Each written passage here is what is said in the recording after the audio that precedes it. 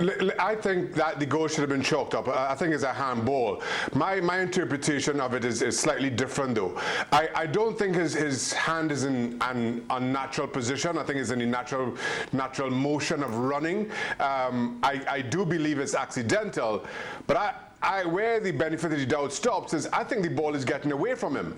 And if it doesn't hit his hand, it doesn't fall certainly anywhere near as nicely as it does. So it has a material impact on well, the assist, let's call it. So for me, just natural justice of the game, it should have been chalked off.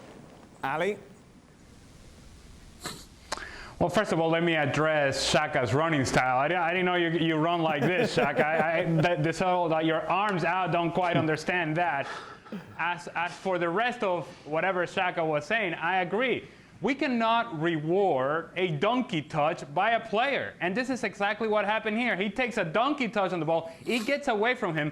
Only the touch on the arm knocks it down for him he can now play it to the far post, and they end up scoring the goal. Rewarding a player for taking a donkey touch and then rewarding a team because of a play that should have been called a handball and it wasn't because we're hiding in a loophole of a law feels all sorts of wrong. Last word on this to you, Mark. I totally agree, and this is where, when you use the laws of the game, when you talk about football understanding, it doesn't add up that this goal is allowed to stand.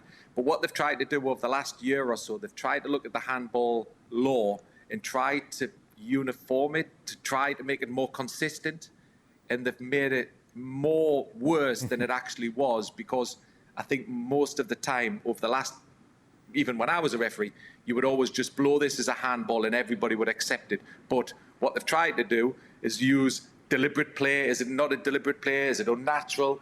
Is it a deliberate handball? And therefore, you can actually hide behind the law, but it doesn't feel right. Well, thank you very much for watching ESPN FC on YouTube. For more sports highlights and analysis, be sure to download the ESPN app. And for live streaming, premium content, and of course, ESPN FC 7 days a week, subscribe to ESPN+.